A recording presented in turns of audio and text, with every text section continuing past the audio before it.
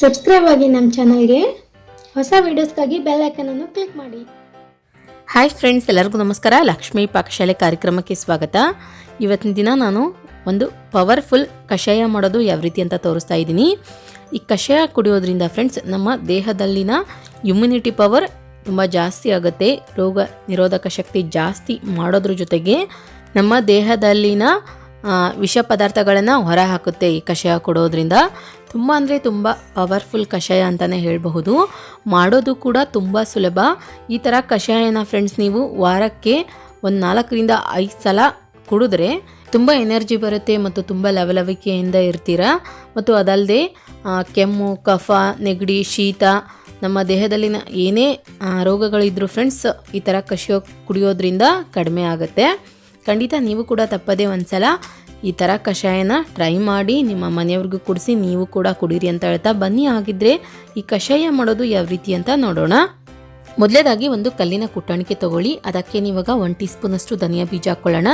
ನಂತರ ಒಂದು 8ರಿಂದ 10 ಕಾಳು ಮೆಣಸು ಹಾಕ್ಕೊಳ್ಳಿ. ಇದನ್ನ ಇವಾಗ ಒಂದು ಸ್ವಲ್ಪ ಕ್ರಷ್ ಮಾಡ್ಕೊಳ್ಬೇಕು. ಈ ರೀತಿಯಾಗಿ ನೀಟಾಗಿ ಕುಟ್ಬಿಟ್ಟು ಇಟ್ಕೊಳ್ಳೋಣ.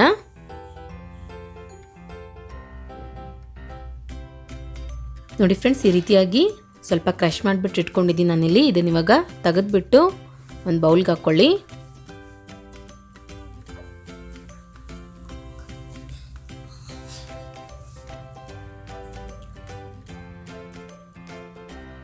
ಅದಾದ ನಂತರ ಇದೇ ಕುಟ್ಟಣಿಕೆಯಲ್ಲಿನೇ ಇವಾಗ ಒಂದು 2 ಇಂಚಷ್ಟು ಹಸಿ ಶುಂಠಿನ ಕ್ಲೀನಾಗಿ ವಾಶ್ ಮಾಡಿಬಿಟ್ಟು ಕುಟ್ಬಿಟ್ಟು ಇಟ್ಕೊಳ್ಳೋಣ.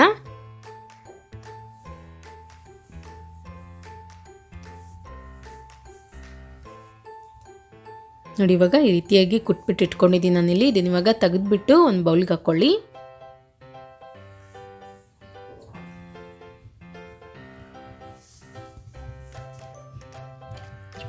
ಅದಾದ ನಂತರ ಗ್ಯಾಸ್ ಆನ್ ಮಾಡ್ಕೊಂಡ್ಬಿಟ್ಟು ಒಂದು ಪಾತ್ರೆ ಇಟ್ಕೊಳ್ಳಿ. ಅದಕ್ಕೆ ಇವಾಗ 1ರಿಂದ 1.5 ಗ್ಲಾಸ್ನಷ್ಟು ನೀರು ಹಾಕ್ಕೊಳ್ಳೋಣ. ಹೆಚ್ಚು ಕಮ್ಮಿ ಒಂದು ಅರ್ಧ ಲೀಟ್ರಷ್ಟು ನೀರು ಹಾಕ್ಕೊಳ್ಬೇಕು. ನಂತರ ಕುಟ್ಟಿದಂತಹ ಶುಂಠಿನ ಹಾಕ್ಕೊಳ್ಳಿ. ಅದಾದ ನಂತರ ಮೊದಲೇ ಕ್ರಷ್ ಮಾಡಿದಂತಹ ಧನಿಯಾ ಬೀಜ ಮತ್ತು ಕಾಳು ಮೆಣಸಿನ ಪುಡಿ ಹಾಕ್ಕೊಳ್ಳೋಣ. ಅದಾದ ನಂತರ ಒಂದು 2 ಇಂಚಷ್ಟು ಚಕ್ಕೆನ ಕೈಯಿಂದನೇ ಕಟ್ ಮಾಡಿಬಿಟ್ಟು ಹಾಕ್ಕೊಳ್ಳಿ. ನಂತರ ಒಂದು 5ರಿಂದ 6 ಲವಂಗ ಹಾಕ್ಕೊಳ್ಳೋಣ. ಒಂದು ಪಲಾವ್ ಎಲೆ ಹಾಕ್ಕೊಳ್ಳಿ. 1 ಟೀ ಸ್ಪೂನಷ್ಟು ಅಜ್ವಾಯಿನ್ ಹಾಕ್ಕೊಳ್ಳೋಣ. ಓಂ ಕಾಳು ಕೂಡ ಅಂತಾರೆ ಇದಕ್ಕೆ. ಅದಾದ ನಂತರ ಒಂದು 2 ಚಮಚದಷ್ಟು ಬೆಲ್ಲ ಹಾಕ್ಕೊಳ್ಳಿ. ಇದನ್ನ ಇವಾಗ ನೀಟಾಗಿ ಒಂದ್ಸಲ ಮಿಕ್ಸ್ ಮಾಡ್ಕೊಳ್ಳೋಣ. ಮಿಕ್ಸ್ ಮಾಡ್ಕೊಂಡ ನಂತರ ನೋಡಿ ಫ್ರೆಂಡ್ಸ್, ಇದನ್ನು ಕುದಿಯೋದಕ್ಕೆ ಬಿಟ್ಬಿಡಬೇಕು. ಎಷ್ಟು ಕುದಿಬೇಕು ಅಂತಂದರೆ ಇದು ನಾವು ಹಾಕಿರುವಂತಹ ನೀರು 0.5%ವರೆಗೂ ಕಡಿಮೆ ಆಗಬೇಕದು. ಅಷ್ಟು ಕುದಿಸ್ಬೇಕು ಇದನ್ನು. ಅಂದರೆ ನಾವು ಹಾಕಿರುವಂತಹ ಸಾಮಗ್ರಿಗಳೆಲ್ಲ ಚೆನ್ನಾಗಿ ಅದರ ಅಂಶ ಬಿಟ್ಕೊಳ್ಳುತ್ತೆ. ಒಂದು ಸ್ವಲ್ಪ ಕುದಿ ಬಂದ ನಂತರ ಒಂದು 2ರಿಂದ 3 ನಿಮಿಷ ಕುದಿಸ್ಕೊಂಡ ನಂತರ ತುಳಸಿ ಎಲೆ ಹಾಕ್ಕೊಳ್ಳೋಣ.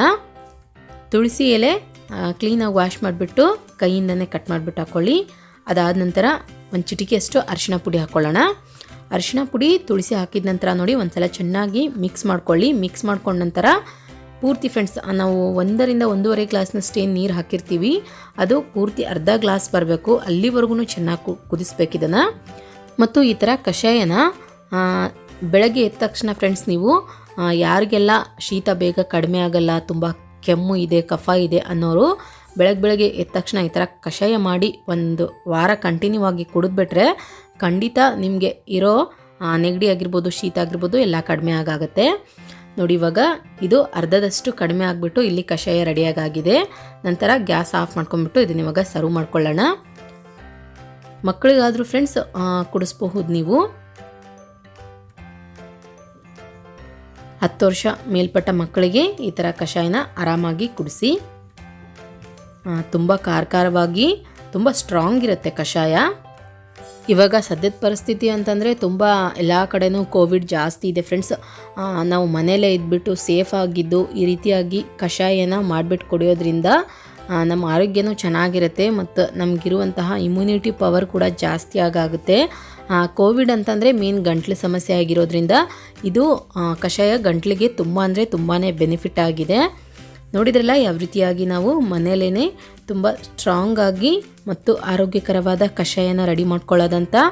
ನಾ ಮಾಡಿರೋ ಈ ರೆಸಿಪಿ ನಿಮಗೆ ಇಷ್ಟ ಆಗಿದ್ದರೆ ಪ್ಲೀಸ್ ಲೈಕ್ ಮಾಡಿ, ತಪ್ಪದೇ ನಿಮ್ಮ ಫ್ರೆಂಡ್ಸ್ಗೆ ಫ್ಯಾಮಿಲಿ ಮೆಂಬರ್ಸ್ಗೆಲ್ಲ ಈ ವಿಡಿಯೋನ ಶೇರ್ ಮಾಡಿ. ನಿಮ್ಮ ಅನಿಸಿಕೆ ಅಭಿಪ್ರಾಯಗಳನ್ನು ಕಮೆಂಟ್ ಮುಖಾಂತರ ತಿಳಿಸಿ. ಇನ್ನಷ್ಟು ಈಸ್ ರೆಸಿಪೀಸ್ಗಾಗಿ ನಮ್ಮ ಲಕ್ಷ್ಮೀ ಪಾಕಶಾಲೆ ಚಾನಲ್ಗೆ ಸಬ್ಸ್ಕ್ರೈಬ್ ಆಗೋದು ಮಾತ್ರ ಮರಿಬಾರ್ದು. ಮತ್ತೆ ಒಂದು ಇಂಟ್ರೆಸ್ಟಿಂಗ್ ರೆಸಿಪಿಯೊಂದಿಗೆ ಬರ್ತೀನಿ ಮುಂದಿನ ಸಂಚಿಕೆಯಲ್ಲಿ. Keep watching. Thank you. Bye.